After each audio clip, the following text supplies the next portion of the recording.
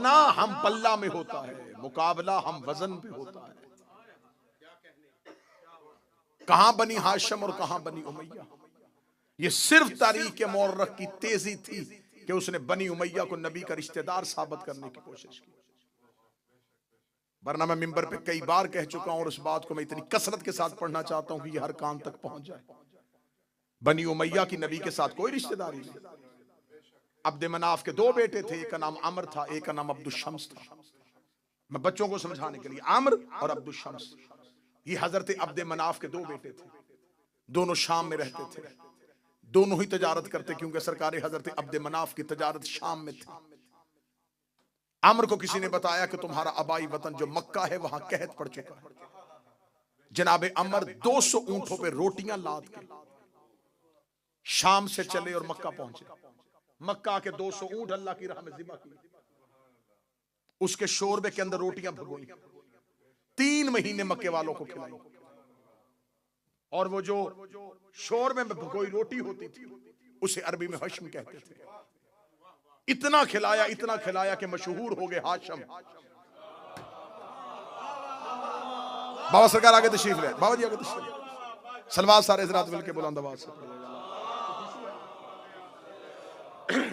बिस्मिल्लाह सरकार, बिस्मिल्लाह सरकार।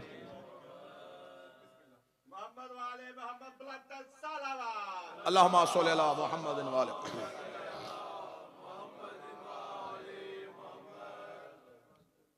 सरकार। आगा जी शरीक मजलिस हुए, मजलिस की रूहानियत में मजीद इजाफा और मेरे लिए ये सआदत की दुआ का हसूल बना और उनकी बरकत जो है वो मुझे जैसे तालिब इल्म के लिए बाइस फजीलत बनी।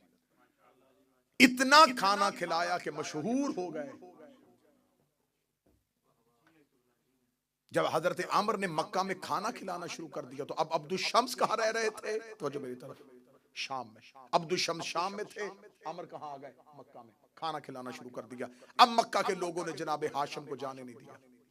मतवल्लियत काबा हजरत हाशिम के पास थी, खाना काबा की चाबियां हजरत हाशिम के पास थी।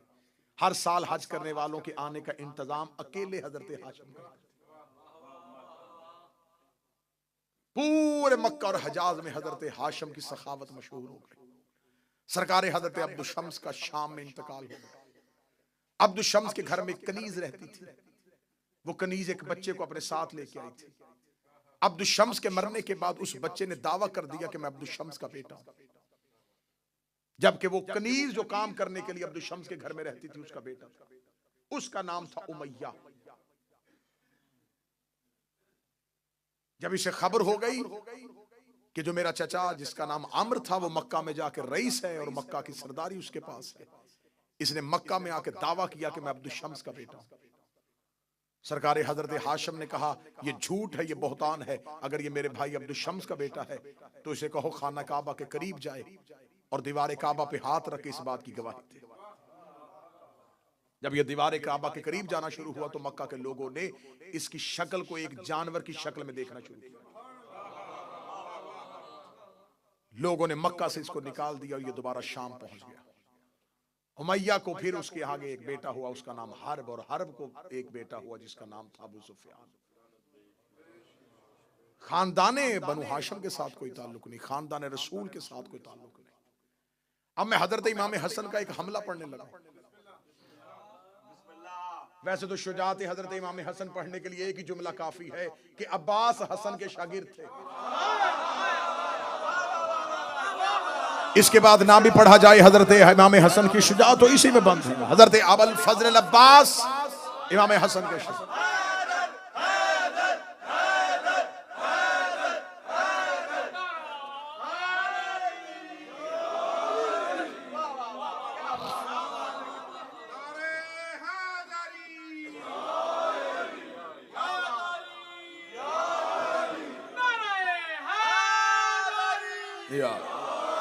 शागिर्द थे और सिर्फ हजरत अबुल फजल अब्बास नहीं, खानदाने हाशिम को, हाशमियों को, अली के बेटों को तलवार चलाने का और नेजा फेंकने का अंदाज इमाम हसन ने सिखाया। बाबा जी आज मौर्रख बहस कर रहा है, हसन को लड़ना नहीं आता था, हसन लड़ते नहीं थे, हसन को जंग करनी नहीं आती थी। इमाम हसन सुलह पसंद थे, धीमे मजाज के मालिक थे, हसन लड़ते नहीं थे, हसन लड़ते नहीं थे। हमें तेरे अंदर के दर्द का पता है, तूने इसलिए कहा कि हसन लड़ते नहीं थे। तुझे हसन की शुजाअत से तकलीफ इसलिए है कि जमल में ऊंट की टांगे हसन ने काटी थी। जंगे जमल में ऊंट की टांगों को जिसने काटा वो इमाम, जिसने हौजत को जमीन से गिरने से पहले संभाला वो इमाम हसन, जिसने जंगे सफीन में अकेले ने फुरात का घाट खाली करवाया। मैं हमला पढ़ देता हूं सरकार हजरत। जब मुआविया हुकूमत ले चुका और ये हाकम बन चुका शाम का, तो मौला इमाम हसन ने 6 शर्तें सरकार इससे कही थी। पहली शर्त कही थी कि तू कुरान और सुन्नत पर अमल करेगा, और ये शर्तें आज भी तारीख में लिखी हुई। जो शराइत के साथ इमाम हसन ने सुलह की, मुआहिदा किया, वो शर्तें हैं। देखिए सुलह कहना गलत होगा, ये मुआहिदा था। सुलह तब होनी थी अगर शर्तें पूरी होती। पहले शर्त रखी ना, इमाम हसन ने कहा मेरी शर्त है, ये शर्तें पूरी करो, सुलह। तो अब पहले मुआहिदा है, सुलह इसे तब कहेंगे जब शराइत पूरी होंगी। इमाम हसन ने पहली शर्त क्या रखी? कुरान और सुन्नत पे अमल करेगा। ये अली का बेटा था, ये रसूल का सिब्त अकबर था। कितनी प्यारी शर्त रखी। अब मैं सतर पढ़ने लगा और चेहरों पे मेरी नजर। इमाम हसन ने पहली शर्त रखी कि कुरान और सुन्नत पर अमल करेगा। शर्त बता रही है कि मुआहिदा किसी मुसलमान से नहीं हो रहा। जो हाथ उठा सके वो उठाए, जो बोल सके वो बोले। शर्त बता रही है कि ये मुआहिदा किसी मुसलमान से नहीं। आज बंदा किसी बंदे से कहे कि तू शिया है, तो पहली शर्त यह है कि तू अली वलीउल्लाह पढ़ेगा। वो कहेगा अली वलीउल्लाह पढ़ता हूं तो शिया हूं। ये कैसा मुसलमान था कि जिससे इमाम हसन कह रहे तू कुरान और सुन्नत पर अमल करेगा। दूसरी शर्त इमाम हसन ने रखी, कुरान और सुन्नत पर अमल करेगा। दूसरी शर्त यह है कि आज के बाद तेरा कोई किराए का खतीब मिंबर पे मेरे बाप अली को नहीं भौंकेगा। उसने शर्तें पूरी नहीं की थी, शर्तें पूरी हो जाती तो आज हर मिंबर से अली पढ़ा जाता।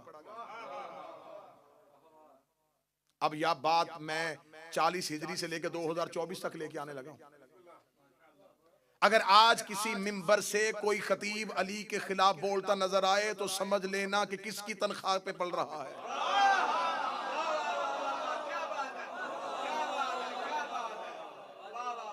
मिंबरों पे अली पे भौंकना हिंदा के बेटे की तनख्वाह थी। मौला इमाम हसन ने फरमाया कोई तेरा किराए का खतीब मेरे बाबे अली को नहीं भौंकेगा। तीसरी शर्त रखी थी, मेरे शियों के हकूक का ख्याल रखा जाएगा। मेरे शियों को नाहक कत्ल नहीं किया जाएगा, उनके हकूक मजरू नहीं किए जाएंगे। क्यों? मौला इमाम हसन बचा रहे थे, अपने नौकरों को बचा रहे थे, अपने असहाब बचा रहे थे करबला के लिए। जमीन साजी कर रहे थे इमाम हसन। इमाम हसन मुश्तबा ने ये शराइत रखी। और अगर आप तारीख को बगौर उसका मुतालिया करें, कैसी कैसी शख्सियात का कत्ल हुआ था उस दौर में।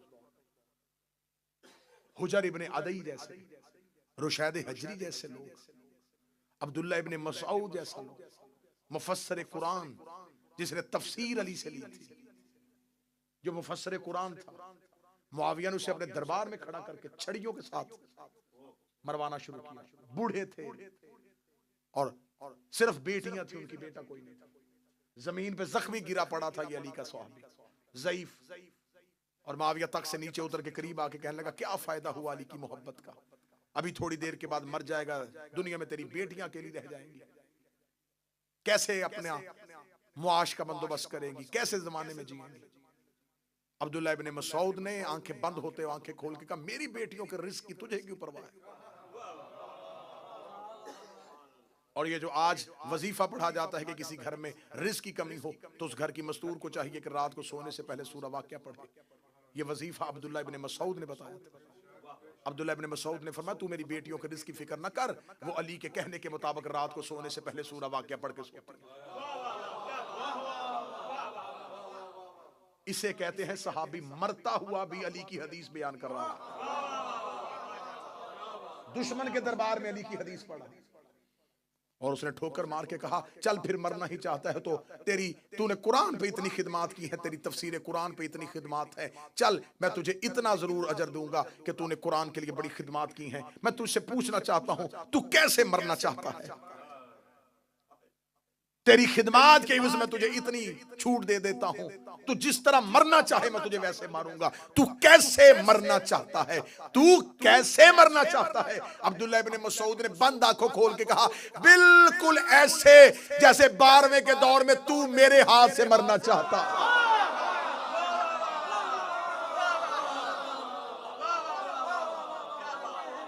बिल्कुल ऐसे। पीर सादिक शाह जी आगे तशरीफ ले आए सरकार। बिल्कुल ऐसे ही जैसे मेरे 12वें के दौर तू मेरे हाथ से मरना चाहता। सख्त तरीन दौर, झूठी हदीसें गढ़ी जा रही हैं। खुदा की कसम मैं खा के कहता हूं, अगर आप उस लम्हे में तारीख का मुतालिया करके देखें, इस दौर को तारीख में लिखा जाता है वज़ाए हदीस का दौर।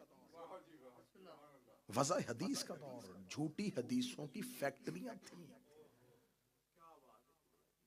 ये वो दौर है जिसमें इमाम हसन जिंदगी गुजार रहे। दौर कौन सा है? झूठी हदीसें इतनी बनाई जा रही हैं कि लोग बाजार में सब्जी खरीदने के लिए हदीसें लेके जाते थे, हदीसें देते थे और सब्जी खरीदते थे। हदीसों की कीमत थी मार्केट में। जो 50 हदीसें बनी उमैया के हक में लिख के लेके आएगा, इतने में तोली जाएंगी। जो 20 हदीसें अली के खिलाफ लिख के लेके आएगा, इसे कहा जाता है फितनाए वज़ाए हदीस। इतनी हदीसें बनाई गई, इतनी हदीसें बनाई गई, इतनी हदीसें बनाई गई कि अहले सुन्नत का खुद अपना इमाम अबू हनीफा कहता है कि मेरे सामने खड़ा होकर एक शख्स हदीस पढ़ रहा था कि मैंने अबू हनीफा से सुना है। यह अहले सुन्नत की किताब में लिखा हुआ है, वज़ाए हदीस के बाब में लिखा हुआ है। अबू हनीफा ने देख के कहा कि तूने किससे की हदीस सुनी? उसने कहा अबू हनीफा से। उसने कहा बदबख्त, खुदा तुझे जहन्नम में मुंह के बल गिराए, अबू हनीफा तो मैं हूं, मैंने तो आज तक ये हदीस नहीं पढ़ी। ये दौर था, क्योंकि ये मेरी बात इस माइक के जरिए पूरी दुनिया में सुनी जा रही है। जो लोग आज कहते हैं अली और माविया भाई भाई, बैनर लगे हुए हैं पाकिस्तान के शहर, सोशल मीडिया पे शोर है ये तो शियों की सिर्फ दुश्मनी है। बड़े बड़े अहले सुन्नत के स्कॉलर्स ने इसकी रद खुद पेश की। खुद अहले सुन्नत फ्रंट पे आके खड़े, वो कह रहे कि नहीं, उन्हें खबर है कि अगर हमने इसे अपने खाते में डाल लिया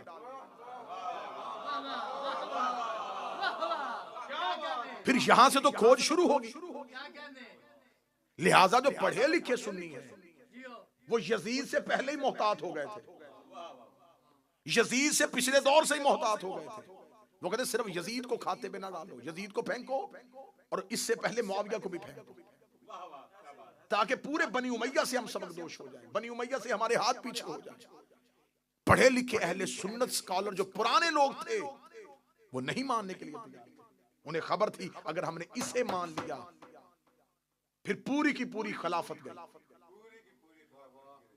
अगर हमने इसे अपने खाते डाल लिया तो इसने अपने दौर में इतना कुछ किया हुआ है, वो सब कुछ हमें मानना पड़ेगा।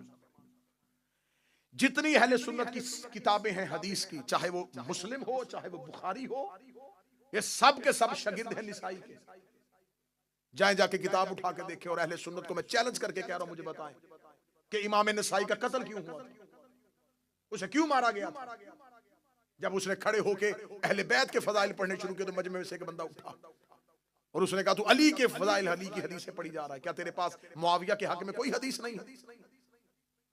तो इमाम नसाई ने वहीं खड़े होकर कहा हाँ मेरे पास मुआविया के हक में एक हदीस है कि नबी ने कहा था कि खुदा तेरा पेट ना भरे, और ये आज भी हदीस सही मुस्लिम में पड़ी हुई, आज भी हदीस पड़ी हुई कि रसूल अल्लाह ने उसे बद्दुआ दी थी कि खुदा कभी भी तेरे पेट को ना भरे। जब निसाई ने ये जुमला कहा तो लोगों ने उसे उतार के कहा बाखुदा ये शिया है, और उसे मारना शुरू किया और इसी हालत में जख्मी हालत में उसे लोग ले गए और उसको जाके मक्के में दफन कर दिया और वो मर गया। फितना वज़ा हदीस हो रहा है। उस दौर में इतना तंग कर दिया गया है कि लोगों को वही इस्लाम पढ़ाया जा रहा है जो बनी उमैया दे रहे हैं। इस दौर में इमाम हसन का एक हमला पड़ेगा। मौला हसन ने 5वीं शर्त रखी थी कि देख, तू अपनी जिंदगी तक खिलाफत करेगा, हुकूमत करेगा, लेकिन तू अपने मरने के बाद अपने बेटे को वली अहद नहीं बनाएगा। इसने अपनी जिंदगी में अपने बेटे के लिए हालात ठीक करने शुरू कर दिए। खुरासान में बैत लेनी शुरू कर दी, कूफे में बैत लेनी शुरू कर दी, बसरा में बैत लेनी शुरू कर दी। खबर इमाम हसन को मदीने पहुंची और ये मुआहिदा होने के 4.5 या 5 साल के बाद खबर पहुंची कि इसने तो बैत लेनी शुरू कर दी। इमाम हसन अलैहिस्सलाम मदीने से एक गुलाम के साथ अकेले शाम आए। मैं जंग पढ़ने लगा हूं।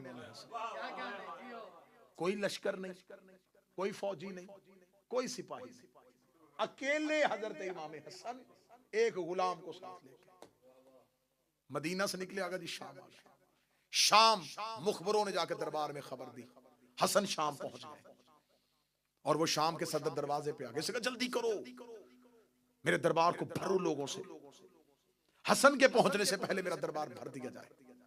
मैं ऐन ही तारीख पढ़ने लगा, बिल्कुल हरफ बहरफ तारीख पढ़ने लगा।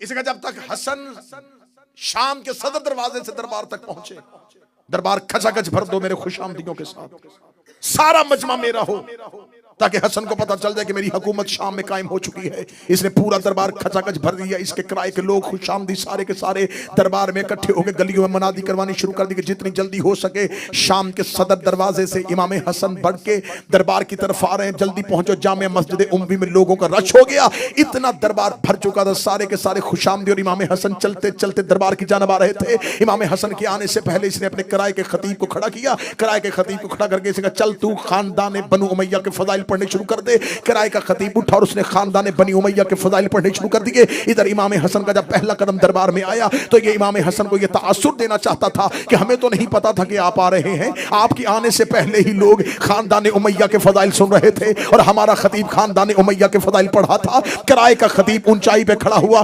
खानदान बनी उमैया के फजाइल पढ़ा था। इमाम हसन दरबार में आके खड़े हुए, लोगों ने तीखी नजरों से हसन की तरफ देखा और इमाम हसन की तरफ कोई तवज्जो न की। किसी ने इमाम हसन को कुर्सी न दी, किसी ने इमाम हसन के लिए रास्ता न छोड़ा। सारे खानदान बनी उमैया के फजाइल उठ उठ के दाद दे रहे थे, तहसीन की आवाजें आ रही थी, वाह वाह मरहबा की सदाएं आ रही थी। इमाम हसन ने जब वो किराए का खतीब बैठ गया, इमाम हसन चलते चलते उस मकाम पे आए जहां पर मुआविया बिन अबू सुफियान बैठा हुआ था। इसने उठ के अपनी अबा को ठीक किया और ठीक लगे गए, ऐ अबू तालब का बेटा, ऐ अबू तुराब का बेटा, ऐ अली का बेटा, आप कब आए मेरे दरबार में? मैंने तो आपको आते हुए नहीं देखा, आप कब पहुंचे हैं? इमाम हसन देखा मैं उसी वक्त पहुंच गया था जब तेरे किराए का खतीब तेरे खानदान के फजाइल पढ़ा था। ये मुस्कुरा के लगा, सुन लिए आपने मेरे खानदान के फजाइल। इमाम हसन ने ऊंचाई पे खड़े होकर पूरे शाम के जामिया मस्जिद उम्वी के खचाखच मजमे में कहा, ऐ मुआविया बिन अबू सुफियान, मैं हसन इब्ने अली अपनी मां ज़हरा से लेके हव्वा तक और अपने बाप अली से लेके आदम तक एक एक का नाम और किरदार पढ़ता हूं और ऊंची आवाज में पढ़ूंगा। अगर तुम में जुर्रत है मेरे कान में आके अपनी मां का किरदार सुन।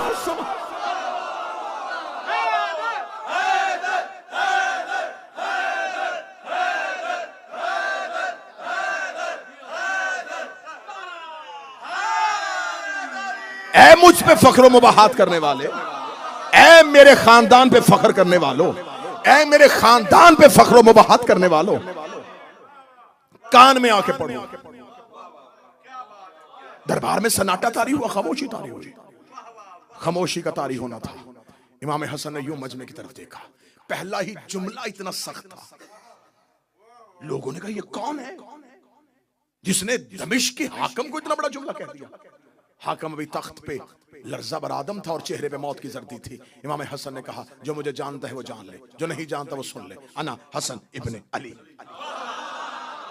मैं हसन अली का बेटा हूँ, मैं अबू तालब का बेटा हूँ, मैं ज़ुर्रियत इब्राहिम हूँ, मैं नस्ल इस्माइल हूँ, मैं शजर तैयबा का समर हूँ, मैं फर्जंद इब्राहिम हूँ, मैं फर्जंद इस्माइल हूँ, मैं सफ़ा का बेटा हूँ, मैं मरवा का बेटा हूँ। इतना कहते कहते इमाम हसन के जुबान से जुमला निकला, मैं चाहूँ तो इराक को शाम कर दूँ, मैं चाहूँ तो इराक को शाम कर दूँ, मैं चाहूँ तो दिन को रात कर दूँ, मैं चाहूँ तो रात को दिन कर दूँ। पीछे से बंदा मजमा चीरता हुआ आगे बढ़ा और आगे बढ़ के लगा, मा अकाला हक का हाफिज तू वो क्यों कह रहा है जो तू कर ही नहीं सकता।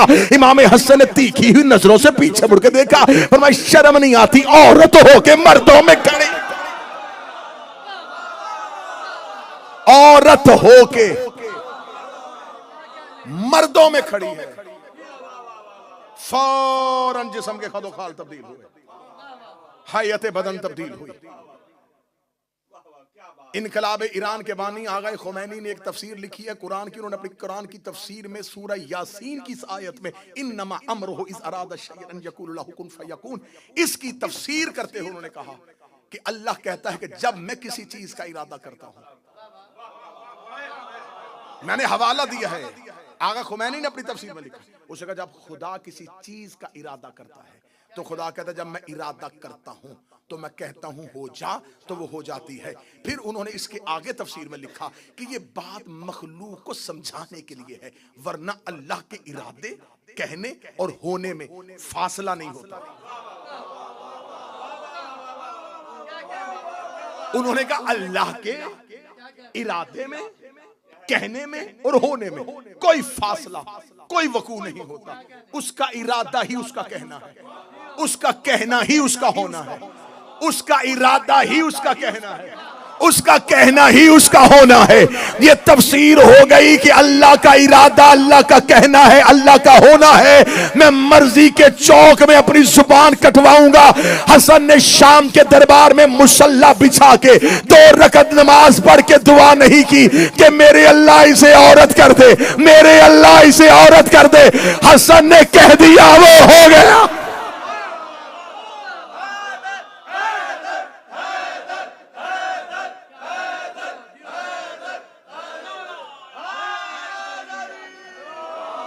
क्यों? इसलिए कि इमाम हसन इरादा इलाही है। हसन जमीन पर अल्लाह के इरादे का मजहर ताम है, ये तजल्ली परवरदिगार है। अल्लाह का कहना इनसे साबित है क्योंकि ये दलील परवरदिगार है।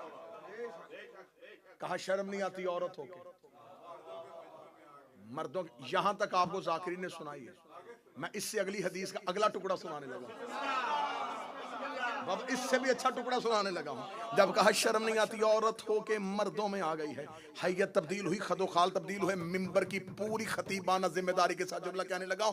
जो ही बदन तब्दील होना शुरू हुआ तो अपने आप में शर्मिंदगी में ऐसे मजमे से बाहर निकलने का इरादा किया। इमाम हसन ने पीछे आवाज कहा रुक जा, कहां जा रहा है, घर जाके क्या करेगा, घर पे तो औरत बैठी थी, जा हमने उसे मर्द कर दिया है, हमने उसे मर्द कर दिया।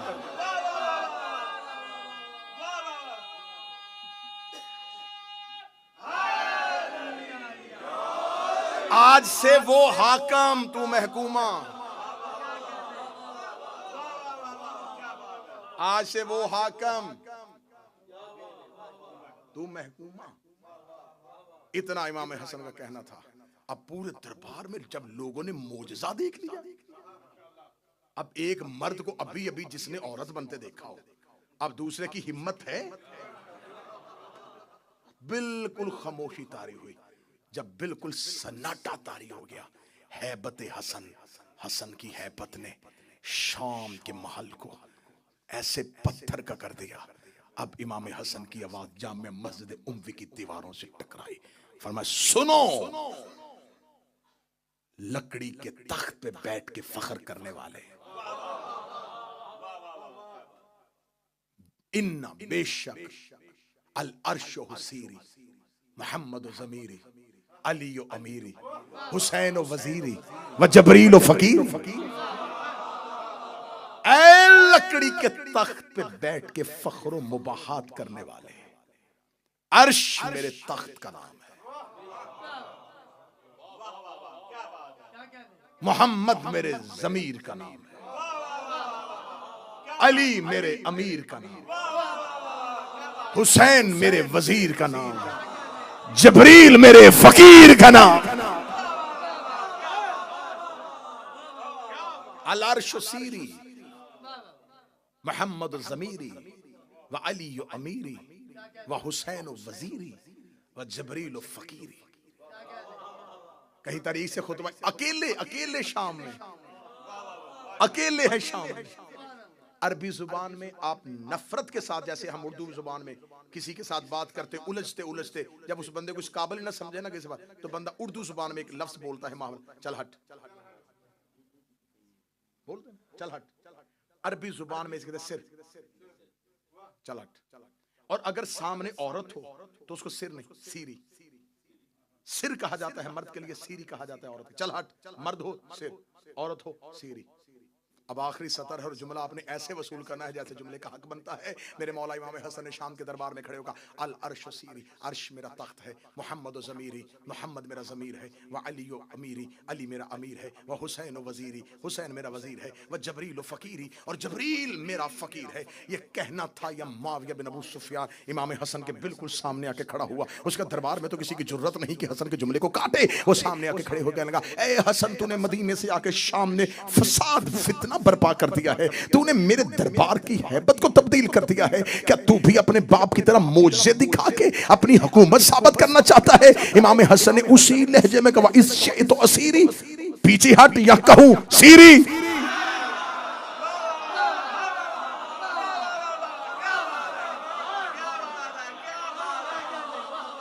पीछे हटेगा या तुझे भी कहूं सीरी।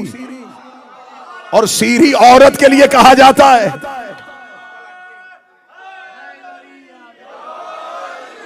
रास्ता छोड़ या मैं कहूं सीरी।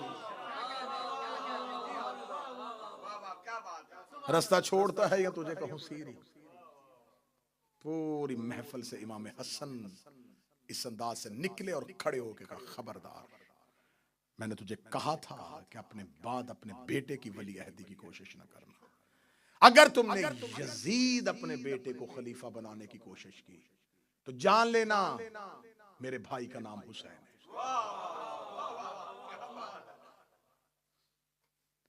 बहुत खूबसूरत जुमला मुर्तजा मुताहरी का है। उन्होंने कहा, आशूरा हुसैनी होने से पहले हसनी थी।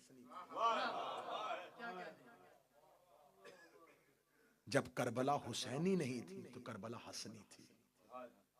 करबला में मेहनत है इमाम हसन की। और मैंने ये जुमला करबला में कहा था और आज फिर कह रहा हूं, करबला हसन के मुआहदे की खिलाफ वर्जी का नाम है। अगर उम्मत इमाम हसन के मुआहदे को मान लेती तो करबला बर्पा न होती। तुमने मुआहदे की खिलाफ वर्जी की और करबला हो गए। हसन इमामत में इतना जरूरी है कि हसन की दी हुई शर्तों को ना मानो तो अगला इमाम करबला बर्पा कर देता। हमारे 12 में से 2 हसन है, दूसरा इमाम हसन है और 11वां इमाम हसन है। उस हसन के बाद भी इनकलाब है, इस हसन के बाद भी। लेकिन फर्क है, वहां इनकलाब था, यहां इंतकाम है। एक सख्त तरीन दौर था इमाम हसन के सामने, जहां मानने वाले बहुत कम तादाद में थे। जो कम थे उनकी जिंदगियों को महफूज रखना था करबला के लिए। रिश्वत का बाजार गर्म था। 20,000 का लश्कर लेके अली का यह बेटा चला था। एक रात में 12,000 का लश्कर अबैदुल्ला इब्ने अब्बास की सरपरस्ती में 10 लाख दिरहम में सौदा करने के बाद मुआविया के लश्कर में चला गया। 4,000 ने इमाम हसन का खुद खैमा घेर लिया, अकेले बच गए। और अली के बेटों ने हिफाजती हिसार में लिया हुआ था इमाम हसन को। मदाइन में जाके मुख्तार के चाचा जो मदाइन का गवर्नर था उसके घर जाके पनाह ली। जब इमाम हसन मदाइन पहुंचे हैं तो इतने जख्मी हो चुके थे कि इमाम हसन की रान में खंजर था, मुसल्ला नीचे से खींच लिया गया था। साथ देने वाले इमाम हसन को क्या कह के बुला रहे थे? अस्सलामु अलैका या मुज़ल्लिल मोमिनीन, ऐ मोमिनों को जलील करने वाले, तुम पर हमारा सलाम। इतना तन्हा कर दिया रसूल का बेटा। बहुत दफा जहर देने की कोशिश की लेकिन साबित ना हो सकी, कारगर ना हो सकी। फिर आखिरी जहर रूम से मंगवाई गई। ज़मुर्द की जहर थी, सख्त इतनी थी कि इसके बारे में कहा जाता है अगर इसका एक तिनका इस जहर का एक तालाब में फेंक दिया जाए तो उस तालाब के सारी मछलियां और आबी जानवर मर जाएं। अगर दूध देने वाले जानवर के सींग को लगा दिया जाए तो वो खून देना शुरू कर दे। ये जहर रूम से मंगवाई गई, शाम से। अशस बिन कैस जो दुश्मन अली और दुश्मन अहले बैत खानदान था, जिसके बाप ने इमाम मौला अमीर अल मोमिनीन से जंग की और इसके दोनों बेटे करबला में।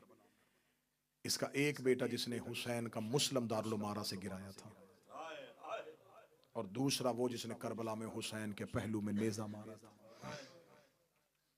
अशस की बेटी जोधा, इस तक जहर पहुंचाई गई। अगर तू ये काम कर ले तो लाखों दिरहम और यजीद के साथ तेरा अक्द और तुझे मुमलकत इस्लामिया की मलका बना दिया जाएगा। इस बदबख्त औरत ने, तारीख कहती है, अंगूरों में जहर, खजूरों में जहर, घर के पानी के घड़े में जहर और दूध में जहर, हर बर्तन में जहर डाल दी कि कोई भी तदबीर नाकाम ना हो। मौला इमाम हसन घर पहुंचे मस्जिद से, ये आई और इसने आकर सवाल किया, आपके लिए कुछ खाने के लिए लेके आऊं? इमाम हसन ने फरमाया नहीं। इसी का मैंने आपके लिए दूध में शरबत तैयार किया है। दूध इमाम हसन के सामने आया। इमाम हसन एक तरफ इसकी तरफ देखा और देख के इमाम की जुबान से पहला जुमला निकला, जोधा मेरा कासम अभी छोटा है।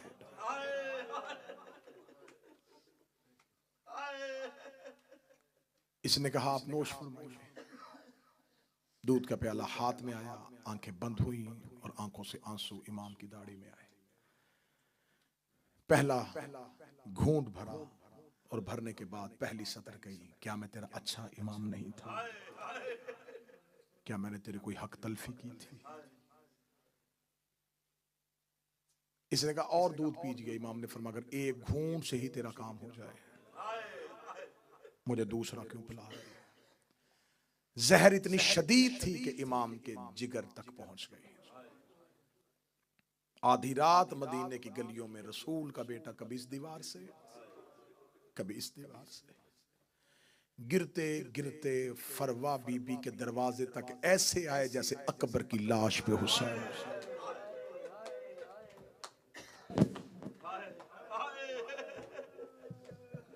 रोते रोते दरवाजे तक पहुंचे।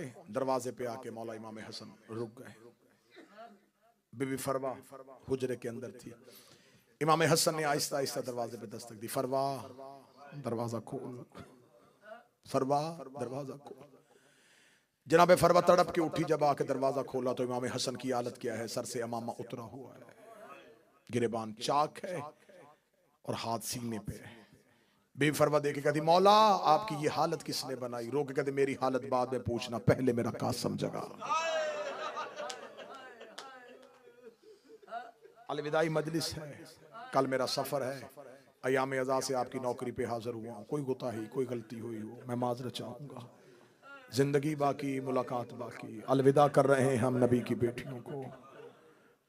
ऐ रसूल अल्लाह की बेटियों, हमसे अयाम अज़ा में कोई गलती हुई हो, तुम्हें हुसैन के घोड़े से गिरने का वास्ता हमें माफ कर देना।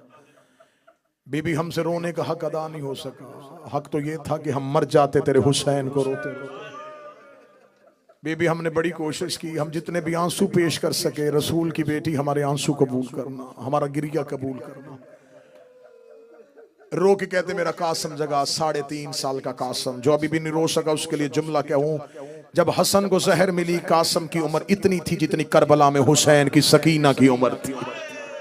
3.5 साल का कासम माँ ने हाथों पे उठा के बाप के सीने पे लिटाया। बाप के सीने पे जनाबे कासम का आना था। जनाबे कासम तड़प के उठे, रो कहते अम्मा तूने मुझे गरम रेत पे क्यों सुला दिया। माँ रो के कहती मेरा लाल जा, गरम रेत नहीं बाबे का सीना है। जब कहना बाबे का सीना है, कभी बाबे की दाएं दाढ़ी चूम रहा है, कभी बाएं से दाढ़ी चूम रहा है। रो के जनाबे कासम की आवाज, बाबा आपका सीना इतना गर्म क्यों है। फरमाया कासम मेरा सीना न पूछ, जल्दी कर फुफ्फी के दरवाजे पे जा, जाके फुफ्फी को मेरी मौत की इतला दे के आ। और कासम अगर मेरी ज़ैनब सो रही हो उसे जगाना ना, नमाज शब के लिए उठेगी उसे मेरी हालत बता देना। मुझे बोल के बताओ जिसके घर में औलाद है 3.5 साल के बच्चे को भी मौत की इतला देनी आती है। चलो मुसाइब शुरू हो चुका है, हर बंदा रो रहा है। मैं रोती हुई आंखों से दुआ मंगवाता हूं, मेरे अल्लाह कोई बहन सो रही हो उसे भाई की मौत की इतला ना मिले। सोई हुई बहनों से भाई की मौत की इतला बर्दाश्त नहीं होती।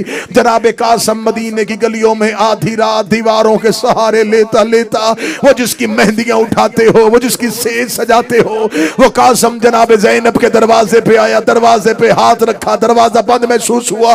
जनाबे कासम ने दरवाजे पे सर रखा, रो के कह रहा अम्मा दरवाजा खोल, बाबे को जहर मिल गई है। अम्मा दरवाजा खोल, मेरा बाबा चंद लम्हों का मेहमान है। जनाबे कासम दरवाजे पे आई, बिस्तर से अली की बेटी तड़प के उठी, रो के कहती अम्मा फिजा चिराग रोशन कर। रो के कहा बीबी क्या हुआ। फरमाया मैंने ख्वाब देखा है, मेरी माँ का पहलू से हाथ उठा हुआ है। रो के कह रही ज़ैनब मदीना फिर उजड़ गया। अजरो मिनल्लाह, अजरो ज़ैनब मदीना फिर उजड़ गया। अली की बेटियां बिस्तर से उठी, जनाबे फिजा ने घर का दरवाजा खोला। शहजादा कासम की पेशानी चौखट पे आई। फिजा ने चराग करीब किया, बच्चा कौन है। जो ही जनाबे कासम ने दहलीज से सर उठाया, फिजा चीख मार के कहती मेरा अमीर कासम। रोगी कहता अमीर कासम नहीं, तेरा यतीम कासम। यतीम का लफ्ज आलिया के कान में गया। तड़पी अली की बेटी या ज़हरा ने तड़पी, रो के कहा अम्मा फिजा कौन। बीबी फिजा रो के कहती है बीबी उजड़ गए। हसन का अमीर दरवाजे पे आया है। बीबी ज़ैनब दरवाजे पे आई, जनाबे कासम की हालत क्या है। गिरेबान फटा हुआ है, सर पे मदीने की रेत है। बीबी देखी कदी कासम बोलना ना, मैं तेरा चेहरा देख के पहचान गई। अली की बेटियां अपने घर से चादर लेके जनाबे हसन की हवेली की जानब दौड़ी। इधर मौला हसन की हालत क्या है, जिगर के टुकड़े कट कट के तश्त पे आ रहे हैं। मौला हसन की आवाज आई कासम की माँ जब मेरी ज़ैनब आए मेरे जिगर के टुकड़े छुपा लेना, मेरे जिगर के टुकड़े देख के मेरी ज़ैनब मर न जाए। इधर दरवाजे पे अली की बेटी का पहला बहन आया। जनाबे फरवा ने जिगर के टुकड़ों पे चादर डाली, ज़ैनब का कांधे पे हाथ आया। रोगी कहती छुपाना, मैं हाथों पे लेने आई हो। मेरी मां ने वसीयत की थी जितने मेरी सनत के टुकड़े हुए हैं इतने हसन के जिगर के टुकड़े। अजरो मिनल्लाह। आ गई अली की बेटियां, आ गए अली के बेटे। इमाम हसन की हालत क्या है, जिगर फट चुका है, जिगर कट कट के बाहर आ गया। मौला इमाम हसन की आंखें बंद है। मौला हुसैन के जानू पे हसन का सर है। अल्लाह किसी भाई को भाई के सामने मौत न दे। बंद आंखों में मौला हसन की आवाज आई, हुसैन जी आका मेरी ज़ैनब कहाँ है। मौला आपके कदमों में बैठी है। मेरी कलसूम कहाँ है। मौला आपका बायां कदम पकड़ के बैठी है। मौला हसन को जिगर के टुकड़े भूल गए, रो के कहने लगे हर कोई आ गया, किसी ने अब्बास को नहीं बुलाया। मौला हुसैन की आवाज आई, दरवाजे पे खड़ा है, रो रो के कह रहा है अब्बास भी जिंदा था। हसन को जहर मिल गया। बस सादात गैर सादात भाई के जानू पे भाई का सर था। कालू इन्ना लिल्लाहि व इन्ना इलैहि राजिऊन। भाई के जानू पे भाई की आंखें बंद हुई। भाइयों ने गुस्ल दिया, भाइयों ने कफन दिया। बड़ी मुश्किल से बहनों ने जनाजा छोड़ा।